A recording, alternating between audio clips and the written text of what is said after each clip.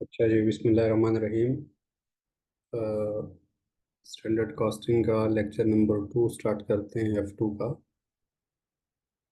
तो दोस्तों, last time हम पढ़ चुके थे टाइप्स ऑफ स्टैंडर्ड्स।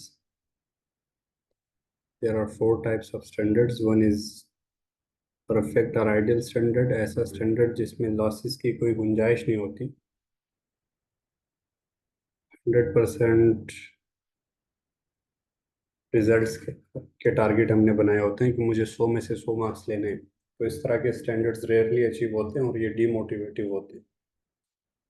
इससे एम्प्लॉयज़ डीमोटिवेट होते हैं। जब लॉसेस के लिए, आइडल टाइम के लिए या वेस्टेजेस के लिए कोई भी गुंजाइश नहीं रखी होती, तो वो परफेक्ट स्टैंडर्ड्स कहलाते हैं, आइडियल स्टैंडर्ड्स कहलाते हैं, जो कि डीमोटिवेटिव होते हैं, अच्छे नहीं होते।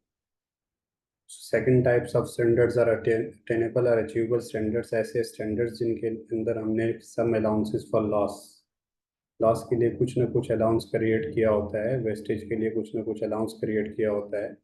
ये स्टैंडर्ड्स चैलेंजिंग ज़रूर होते हैं लेकिन रेयर नहीं होते। फॉर एग्जांपल, मैं आपको कहता हूँ 100 में से 80 नंबर लेने हैं, तो आपको 20 नंबर का रिलैक्सेशन मिल चुका है already. Current standard mean current situations के अकॉर्डिंग हमने जो टारगेट सेट किए होते हैं।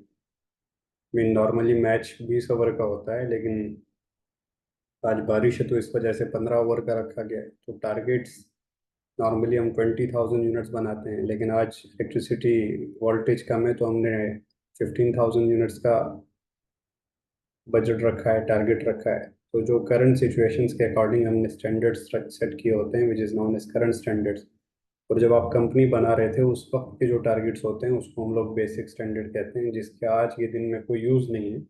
2001 में हमने कंपनी बनाई, उस वक्त हमारी स्टैंडर्ड कॉस्ट पर यूनिट 100 थी, लेकिन आज सर 2025 है, आज हमारी स्टैंडर्ड कॉस्ट पर यूनिट 900 है। तो चेंज उस वक्त से लेकर अब तक कितना है? 800। ये आपको ट्रेंड शो करती है कि उस वक्त से लेकर अब तक कितना चेंज है, बाकी इसका कोई यूज़ नहीं है।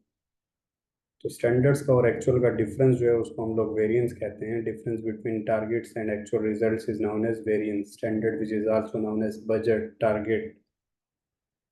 सही है।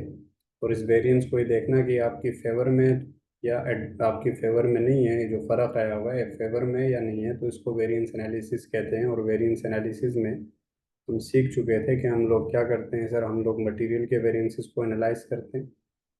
मटेरियल के वेरिएंसेस के लिए हम लोग actual quantity into actual units price, actual quantity into standard price, standard quantity for actual output into standard price. पहली दो लाइंस के डिफरेंस से आपको प्राइस का फर्क पता चलता है, दूसरी दो लाइंस के डिफरेंस से आपको यूजेज का। फिर लेबर के वेरिएबल ओवरहेड के वेरिएंसेस हम सीख चुके थे, और आज हम चलते हैं sir material variances with closing inventory. Material variances with closing inventory का मतलब ये है कि उस वक्त वेरिएंसेस कैसे कैलकुलेट करेंगे जब आपकी मटेरियल परचेज्ड और मटेरियल यूज डिफरेंट होंगी। Material purchased and material used mean आपने खरीदे हैं सर 4,000 kgs और आपने यूज़ किया हुआ है सिर्फ 3,000 kgs, तो आपके पास 10,000 kgs 1,000 kgs मटेरियल के बच गए। इसको मटेरियल विद क्लोजिंग इन्वेंट्री कहते हैं। तो आपको क्वेश्चन में पहले ये देखना है कि इस मटेरियल की वेरिएंसेस की कैलकुलेशन में क्या कोई क्लोजिंग इन्वेंट्री है या नहीं है। अगर मटेरियल के वेरिएंसेस कैलकुलेट करने हैं विद क्लोजिंग इन्वेंट्री, तब 4 स्टेप फार्मूला यूज़ करेंगे, 4 स्ट्रीम्स। क्या होता है सर? सबसे पहले हम लिखते हैं actual quantity into actual price, फिर एक्चुअल क्वांटिटी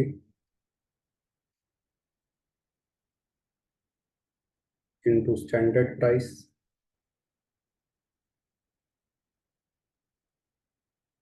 फिर लिखते हैं sir actual quantity again. Simple तो नहीं है ना वो? लास्ट टाइम जो सीखे थे वो सिंपल थे वेरिएंसेस विदाउट क्लोजिंग इन्वेंट्री। ये actual quantity into standard price एक दफ़ा फिर। और चौथी जो लाइन है वो है sir standard quantity for actual output.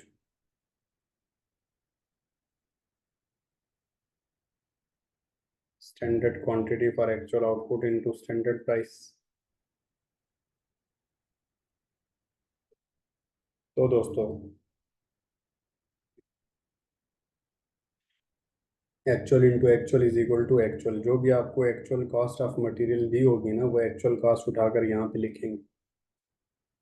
और इस क्वांटिटी का मतलब क्या है सर? इस क्वांटिटी का मतलब litre, kgs, boxes, metres, material की बात हो रही है। यूनिट्स नहीं लिखेंगे, नंबर ऑफ यूनिट्स प्रोड्यूस नहीं, actual quantity of the material, जो आपने मटेरियल्स परचेज किया हुआ है वो लिखेंगे। ये कौन सी एक्चुअल क्वांटिटी है सर? ये actual quantity of material purchased. ये कौन सी एक्चुअल क्वांटिटी है सर? ये actual quantity of material used है सर। कितना परचेज किया है भाई? 3000 केजीज। कितना यूज किया है sir? 2500 KGs. Difference between these two lines, इन दोनों लाइंस के बिट में जो डिफरेंस है, ये क्लोजिंग इन्वेंट्री को रिप्रेजेंट करता है। तो भाई कितना क्लोजिंग इन्वेंट्री आपके पास बच रही है? 3000 केजीज खरीद कर 2500 केजीज यूज किए हुए हैं, तो कितना क्लोजिंग इन्वेंट्री में बच रहा है सर? 500। सो इन दोनों एक्सट्रीम्स के मिड में जो है वो आपके पास क्लोजिंग इन्वेंट्री आएगी। तो पहली दो लाइन में मटेरियल परचेज यूज करना है, और एक्चुअल क्वांटिटी और actual quantity, quantity quantity same है, फर्क जो है वो किस चीज़ का है सर? प्राइसिस का। पहली दो लाइंस का जो डिफरेंस आपके पास आएगा ना, वो कौन सा वेरिएंस आएगा sir? Price variance. Last two lines में प्राइसेस तो सेम है, लेकिन डिफरेंस क्वांटिटीज में, actual quantity used and standard quantity for actual output, इन दो लाइंस का डिफरेंस जो आएगा वो आपके पास कौन सा वेरिएंस है सर? वो आपके पास यूजेज का है, क्योंकि प्राइसेस तो सेम है सर। अब यहाँ पे फर्क किस चीज़ का है? Actual quantity used and standard quantity के बजट के मुताबिक इन यूनिट्स पे कितनी क्वांटिटी यूज होनी चाहिए थी, और असल में कितने यूनिट्स आप, कितने केजीज आपने यूज किए। तो यूजेज की वजह से वेरिएंस आता है, उसको यूजेज का वेरिएंस कहते हैं। तो इस तरह से आपके पास ये वेरिएंसेस कैलकुलेट होंगे। लेट सपोज आपकी ये एक्चुअल कॉस्ट ऑफ मटेरियल आ रही है sir 1,50,000। Actual quantity purchase is 3,000 KG, और एक केजी जो है वो हमें मिला है सर 40 रुपये का। $40 पर केजी इज द प्राइस। तो इसकी कीमत बन रही है सर 1,20,000। इन दोनों का डिफरेंस कितना है सर? 30,000। पॉजिटिव है नेगेटिव है? तो सर नेगेटिव है। 1,50,000 में से 30,000 माइनस हुआ है, तब जाकर 1,20 आया है, तो ये एडवर्स वेरिएंस। साथ में ऐसे देखो कि ये स्टैंडर्ड प्राइस की लाइन है। स्टैंडर्ड बजट ये था कि 1,20 का खर्चा आएगा, लेकिन असल में खर्चा कितने का आया है सर? 1,50,000 का। 30,000 का खर्चा ज्यादा आएगा, दैट्स वाई एडवर्स है।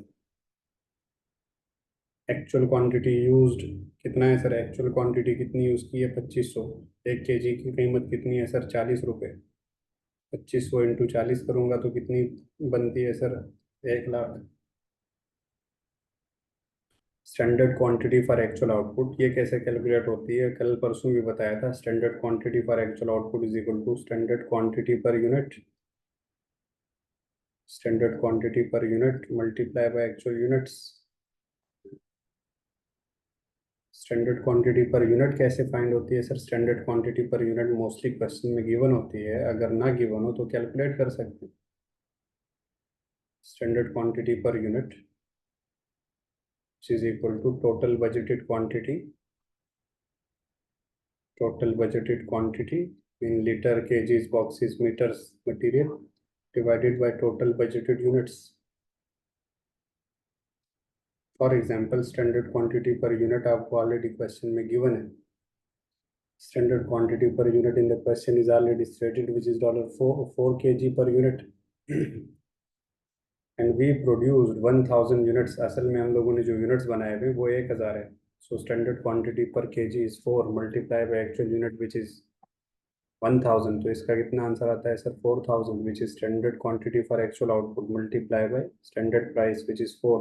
40 into 4,000 is equal to 1,60,000। इनका डिफरेंस कितना है सर? 60,000 का। 1,00,000 के साथ 60,000 प्लस हुआ है, तब जाकर 160 आया है, तो ये फेवरेबल है। ये फेवरेबल है भाई। ये जो यूजेज का वेरिएंस आया है फेवरेबल है, क्योंकि देखो ये स्टैंडर्ड की लाइन है। बजट ये था कि खर्चा आएगा 160 का, असल में जो खर्चा आया हुआ है वो है ₹1,00,000 का, तो 60,000 फेवरेबल। सो प्राइस का variance is 30,000 adverse and usage का वेरिएंस इज 60,000 फेवरेबल। ये क्या है सर, यहाँ पे 20,000 का डिफरेंस, ये क्या है? ये तो सर क्लोजिंग इन्वेंट्री की वैल्यू है। Closing inventory will valued at standard price. Closing inventory के यूनिट्स कितने हैं? 500। एक यूनिट की प्राइस कितनी है सर? 1 kg की प्राइस कितनी है sir? 40। 500 into 40 is equal to कितना आता है सर? 20,000।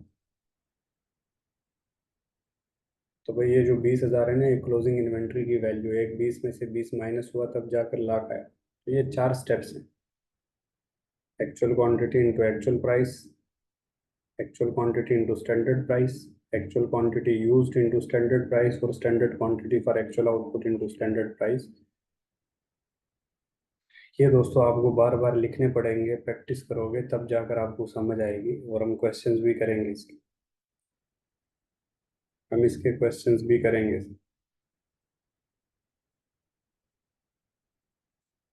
फिर क्या हुआ? फिर उसके बाद हम अगले वेरिएंस पे चलते हैं, और वो वेरिएंस है सर लेबर का वेरिएंस। नॉर्मली आपने लेबर का सिंपल वेरिएंस सीखा था, आज हम labour variances with ideal time सीखते हैं सर।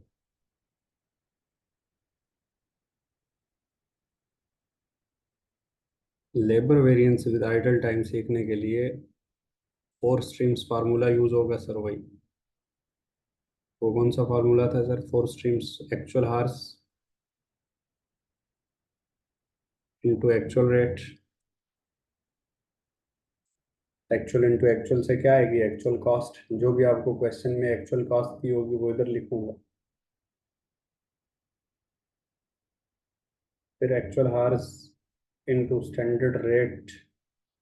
हार्स है ना, तो रेट भी किस चीज़ का लगाएंगे? हार का। Standard rate per hours. दोबारा actual hours into standard rate, and last line will be standard hours per actual output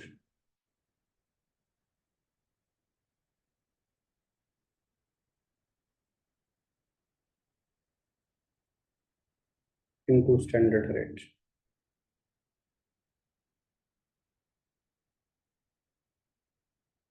तो दोस्तों, ये हार्स पेड हैं और ये हार्स वर्कड हैं। हमने पैसे दिए हैं सर 4,000 घंटों के, काम असल में हुआ है 3500 घंटे। पैसे 4,000 के, काम 3500, तो वही जो नॉन प्रोडक्टिव टाइम जिसके लिए आपने पैसे दिए हैं वो कितना है सर? वो 500 आवर्स। इन घंटों को क्या कहते हैं? Ideal time. तो इन दोनों लाइंस के स्ट्रीम्स के मिड में जो है ना, ये आइडियल टाइम आएगी।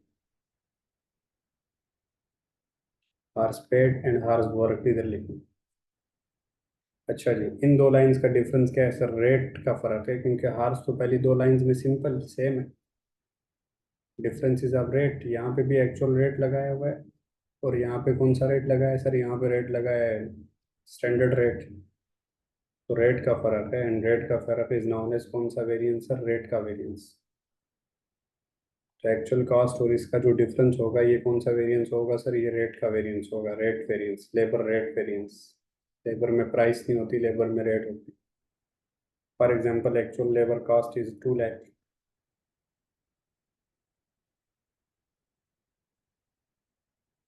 या एक्चुअल लेबर कॉस्ट इज $1,20,000। 4,000 घंटे और 1 घंटे का रेट हमने जो डिसाइड किया था वो ₹30 है।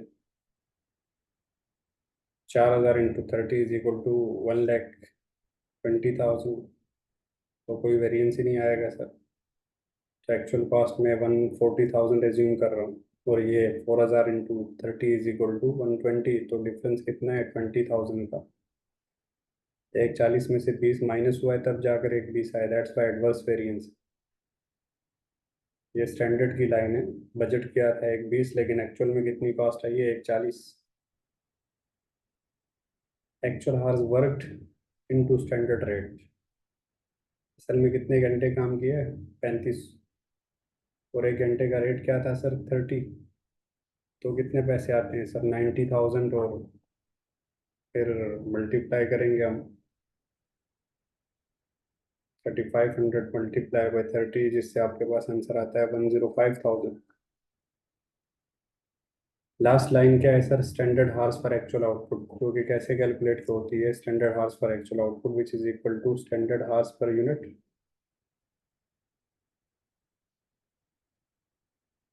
Multiply by actual output.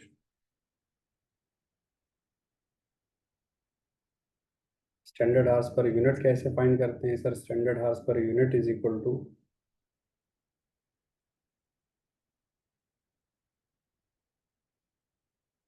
पर का लफ्ज जब भी आता है तो पहली चीज को ऊपर रखते हैं, total budgeted hours divided by total budgeted units, you will get the standard hours per unit. Budget था कि हमारे 50,000 हार्स होंगे, और 50,000 हार्स में हम लोग 10,000 यूनिट्स बनाएंगे। तो इसका मतलब हर एक यूनिट के लिए मैंने कितने घंटे बजट किए हुए हैं sir? 5। So standard hours per unit is 5। Standard hours per unit is 5। और असल में मैंने कितने यूनिट बनाए हैं सर? असल में मैंने जो यूनिट्स बनाए हैं वो है सर, असल में जो यूनिट्स बनाए हैं मैंने वो है सर, सिर्फ और सिर्फ कितने, असल में मैंने यूनिट्स बनाए हुए सिर्फ और सिर्फ 1,000। तो मैंने जो यूनिट्स बनाए हुए हैं उनके लिए कितने हार्स हैं sir? Standard hours for actual output which is 5,000। इसको कैलकुलेट करने का ये तरीका है, standard hours per unit multiply by actual units 5,000 multiply by standard rate which is 30। Answer आता है 1,50,000। तो दोनों का डिफरेंस कितना है सर? दोनों का डिफरेंस है 45,000 का। फेवरेबल है या एडवर्स है? तो 105 के साथ 45 को प्लस किया है तब जाकर ये आया हुआ है, तो पॉजिटिव में, दैट्स वाई फेवरेबल है। ऐसे भी देख सकते हो, स्टैंडर्ड हार जितना था, ये स्टैंडर्ड की लाइन है, स्टैंडर्ड के मुताबिक 1.5 लाख का खर्चा आना चाहिए था, एक्चुअल में कितना खर्चा आया हुआ है? 1,05,000 का खर्चा कम आया, तो दैट्स वाई फेवरेबल है। डिफरेंस हार्स का है, हार्स का डिफरेंस है, तो दैट्स वाई ये जो वेरिएंस आपके पास आएगा, ये वेरिएंस कौन सा होगा सर? एफिशिएंसी का। This will be the efficiency variance. First two line का डिफरेंस क्या है सर? रेट का वेरिएंस। लास्ट टू लाइंस का डिफरेंस एफिशिएंसी का वेरिएंस। फिर दोनों लाइन के मिड में क्या है? ये तो आइडियल टाइम है। कितने घंटे के पैसे पे किए? 4,000। काम कितने घंटे हुआ है? सिर्फ 3,500। कितना आइडियल टाइम है? 500 घंटे। Multiply by standard rate 30। 500 into 30 is equal to 15,000। एक 20 में से 15,000 माइनस हुआ है तब जाकर एक 5 आया। तो ये वेरिएंसेस विद आइडियल टाइम है सर। अब हम कुछ क्वेश्चंस करते हैं और फिर हम आगे फिक्स्ड ओवरहेड के वेरिएंसेस पे जाएंगे।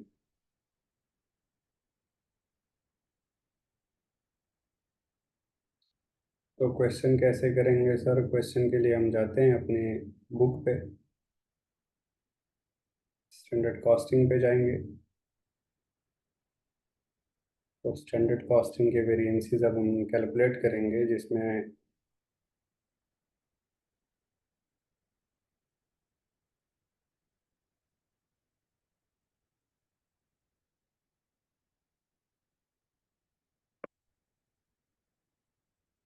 कुछ इलस्ट्रेशंस हैं वो करते हैं सर स्टैंडर्ड कॉस्टिंग की, और फिर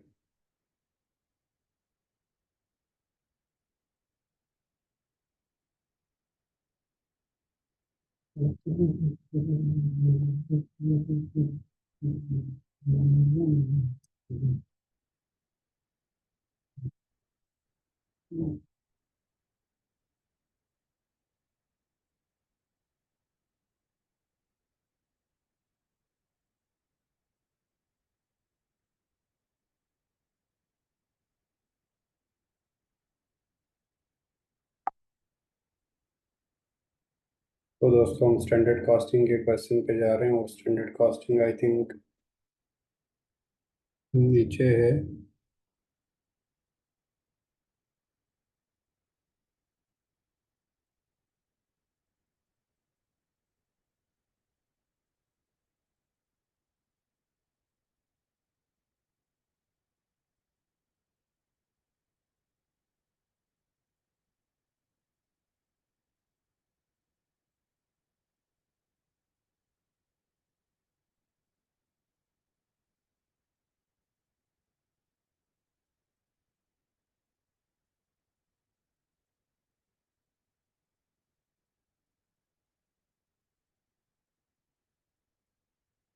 चलो जी, ये स्टैंडर्ड कॉस्टिंग हमें मिली। तो भाई हम जो क्वेश्चन कर रहे हैं, सबसे पहले हम लोग क्वेश्चन करते हैं मटेरियल के वेरिएंसेस का। सर, मटेरियल के वेरिएंसेस की कैलकुलेशन के लिए आपको मैंने बताया है कि या तो 3 स्ट्रीम्स फार्मूले लगाएंगे और या 4 streams, depend upon the situations that, क्या आपको क्लोजिंग इन्वेंट्री दी हुई है या simple question.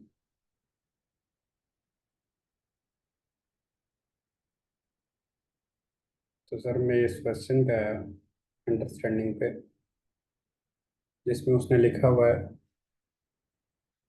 James Marshall limited makes single product with the following budgeted material cost per unit 2 kg of material, 2 kg of material A at $10 per KG.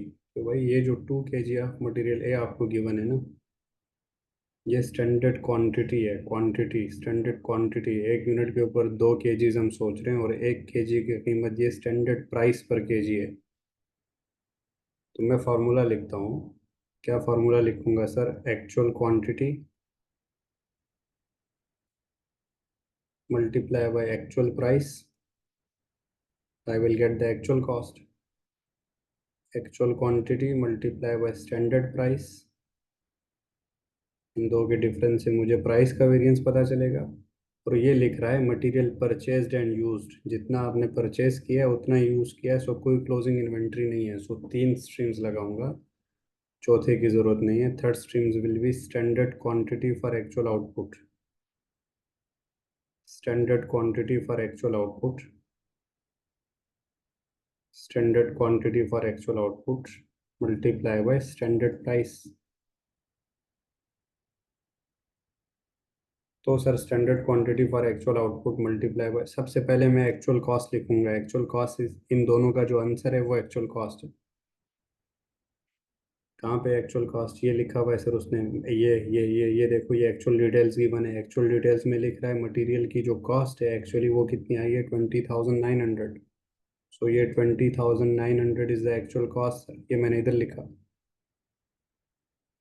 फिर actual quantity, quantity का मतलब क्या होता है? Material की केजीज, लीटर। हमने असल में कितने केजीज, ये तो यूनिट्स हैं, ये क्वांटिटी नहीं है। क्वांटिटी ये है मटेरियल के कितने केजीज हमने खरीदे हैं, 2200। 2200 is the actual quantity multiply by standard price per KG, क्योंकि ये केजीज लिखे हैं ना तो प्राइस भी केजी की लिखूंगा। 1 kg की कीमत कितनी है, 10 रुपये। So 2200 into 10 is equal to 22,000। And इन दो लाइंस का डिफरेंस कितना आ रहा है सर? इन दो लाइंस का डिफरेंस 1100 आ रहा है। 1100 फेवरेबल है, पॉजिटिव में, क्योंकि इसके साथ मैंने इसको प्लस किया है तब जाकर ये आंसर है। तो that's why this is a favourable variance. ऐसे भी देख सकते हो, स्टैंडर्ड प्राइस 22,000 थी, एक्चुअल में कितनी कॉस्ट आई है, 20,000 कम आई है, तो फेवरेबल है। Standard quantity for actual output कैसे फाइंड करते हैं? Standard quantity per unit multiply by actual units. Standard quantity per unit is 2, multiply by actual units. Units, units, ये यूनिट्स हैं, इन यूनिट्स का यूज सिर्फ और सिर्फ यहाँ पे होता है। So standard quantity per unit is 2 and actual units is 1000. So standard quantity for actual units is 2000 sir. ये 2000 यहाँ पे लिखूंगा, multiply by standard price which is 210, तो 2000 multiply by 10 is 20,000। इन दो का डिफरेंस कितना है सर? 2000। फेवरेबल है, एडवर्स है? माइनस किया है, 22 से 2 माइनस हुआ है तब जाकर 20,000 बचा है, एडवर्स है। ये कौन सा वेरिएंस है? ये यूजेज का है। ये कौन सा? ये प्राइस का है। Price variance is 1100 favourable, usage variance is 2000 adverse. So ये मटेरियल का सिंपल फार्मूला है सर, सिंपल कैलकुलेशन। पिक्चर बना लो इसके आपको अगर चाहिए।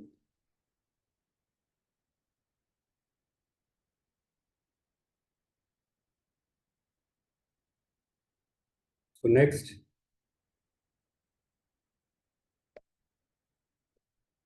Next is B limited makes, manufactures and sell garden statues. The budget and actual results for material in November are as follows. Budgeted production ये, और पूछ क्या रहा है? Calculate the material price variance, material price variance and the material usage variance and the valuation of closing inventory. Closing inventory की value भी पूछ रहा है, इसका मतलब मटेरियल परचेज और यूज सेम नहीं है, अब डिफरेंस। अब वो 4 स्टेजेस वाला फार्मूला लगाऊंगा, क्योंकि यहाँ पे भी वो बता रहा है मुझे इधर भी बता रहा है कि सर, क्या बता रहा है, 20,000 kgs, ये मैं इधर से पढ़ता हूँ ये। Budgeted production using 22,500 kgs, budget ये था कि यूज़ होगा 22,500। एक्चुअल प्रोडक्शन 20,800 kgs आप परचेस, भाई 20,800 खरीदे हैं, 20,500 यूज़ किया है, तो इसका मतलब 300 kg आपके पास बच गया। So there is a difference between material purchase and material use, तो दैट्स वाई, अगर इन दोनों का डिफरेंस है तो दैट्स वाई सर यहाँ पर कौन सा फार्मूला लगेगा, फोर स्ट्रीम्स वाला फार्मूला अप्लाई करेंगे, क्योंकि मटेरियल विद क्लोजिंग इन्वेंट्री वाली कहानी। Okay sir, material with closing inventory वाली कहानी है, तो वी विल सॉल्व इट।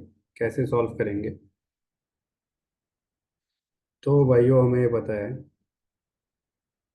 कि हम 4 स्टेप्स वाला फार्मूला लगाएंगे, और 4 स्टेप वाला फार्मूला कैसे लगाते हैं सर, हम लिखते हैं यहाँ पर actual quantity into actual price, I will get the actual cost. फिर हम क्या लिखते हैं, actual quantity into standard price. फिर क्या लिखते हैं sir, actual quantity into standard price again. क्योंकि ये तो फोर स्ट्रीम फार्मूला यूज होगा, क्यों? क्योंकि क्लोजिंग इन्वेंट्री है। फिर लास्ट में लिखते हैं standard quantity for actual output into standard price. तो सर, पहली दो लाइन का answer is actual cost, actual quantity into actual price is actual cost, and actual cost in the question is actual production. ये actually इतने KGs खरीदे हैं, और actually उनकी कॉस्ट आई है ये 91520 इज द एक्चुअल कॉस्ट। ये कौन सी क्वांटिटी होती है? एक्चुअल क्वांटिटी परचेज होती है। ये कौन सी क्वांटिटी होती है सर? ये एक्चुअल क्वांटिटी यूज्ड होती है। बीच में क्या आता है सर? बीच में क्लोजिंग इन्वेंट्री आती है इनकी। अच्छा, कितनी क्वांटिटी हमने खरीदी है सर? हमने खरीदी है 20,800 kgs। यूज़ कितनी की है सर? 20,500 kgs।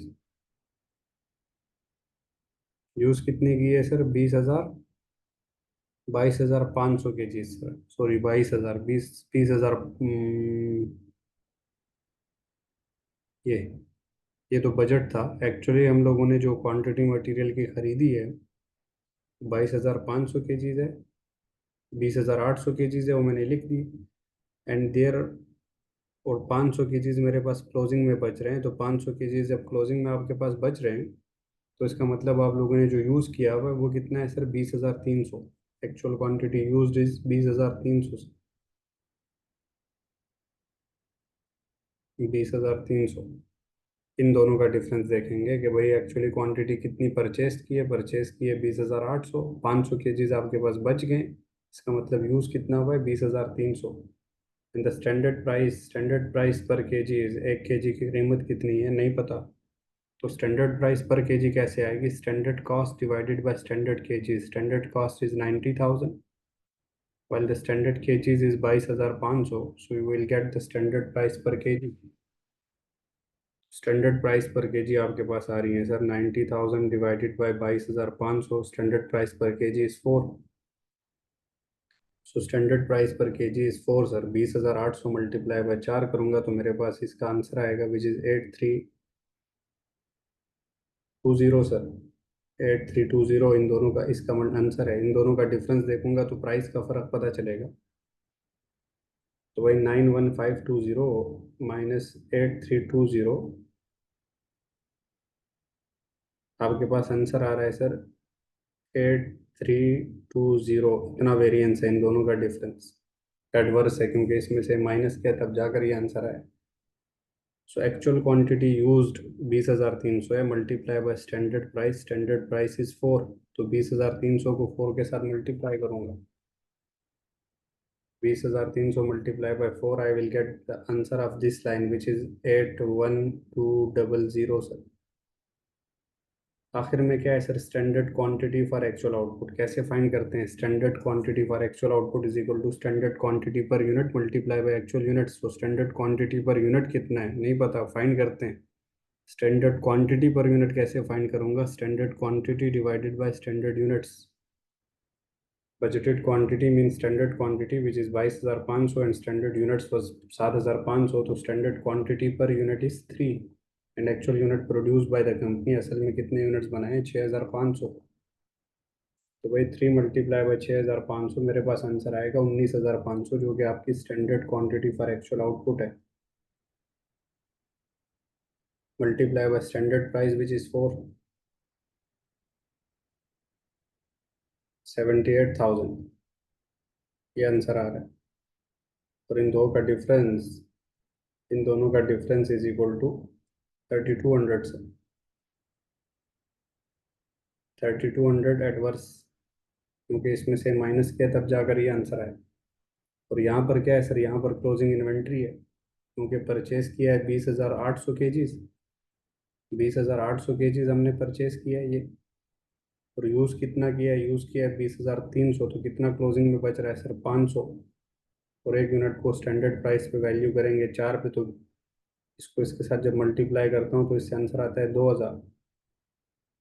इसमें से जब 2,000 माइनस किया है तो वैल्यू यही आई है, उसमें से जब इसको माइनस किया तो ये आंसर आया। तो प्राइस का variance is, this one is your price variance and this one is your usage variance.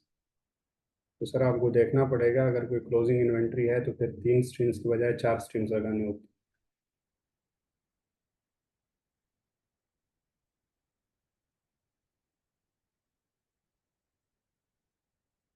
सो आगे चलते हैं लेबर के वेरिएंसेस पे। लेबर के वेरिएंसेस में भी आपको देखना पड़ेगा कि हार्स वर्कड और हार्स पेड क्या सेम है या डिफरेंस है, इन कोई क्लोजिंग इन्वेंट्री तो नहीं है। अगर क्लोजिंग इन्वेंट्री होगी तो फिर हमें थोड़ी सी वर्किंग करनी पड़ेगी 4 स्ट्रीम्स वाली। अगर कोई क्लोजिंग इन्वेंट्री नहीं है फिर सिंपल वही फार्मूला लगाएंगे, लेकिन यहाँ पर मुझे उसने दिया हुआ है हार्स पेड फॉर 3,400, और कुछ क्लोजिंग इन्वेंट्री की डिटेल्स नहीं given, so there is no closing inventory. Simple formula actual hours into actual rate, I will get the actual cost, then actual hours into standard rate per hour, then standard hours per actual output,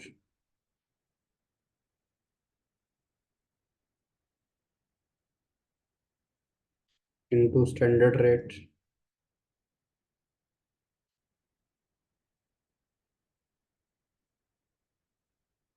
तो भाई सबसे पहले actual cost देखूंगा। Actual cost in the question, ये actual details given है, actual cost आपको दी हुई है 17,680 की।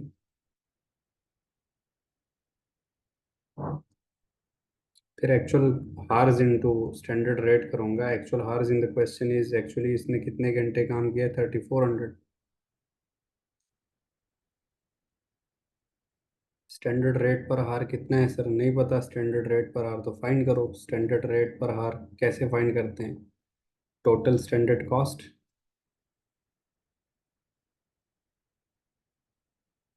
Divided by total standard horse,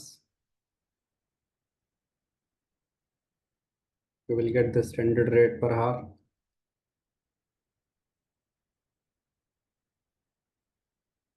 the total standard cost in the question is total labor की जो हमने budgeted cost की थी, standard mean budget which is 15,000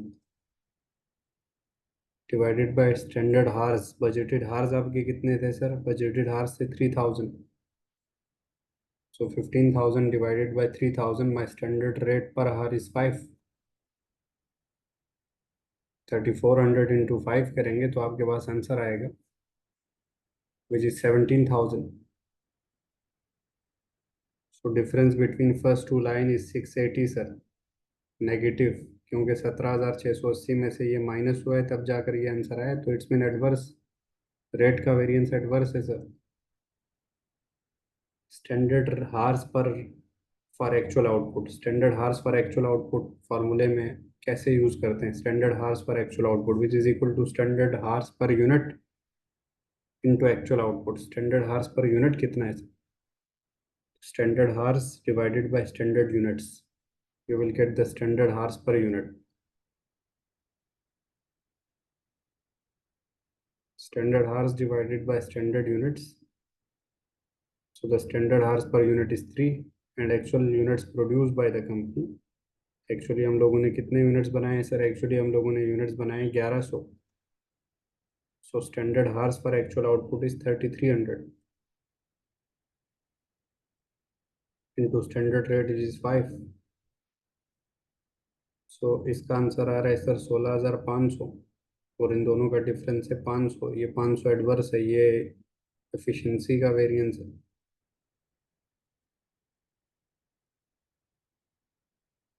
तो इस तरह से सर हार्स का वेरिएंस फाइंड करते हैं. लेबर के वेरिएंसेस को हम लोग इस तरह से कैलकुलेट करते हैं.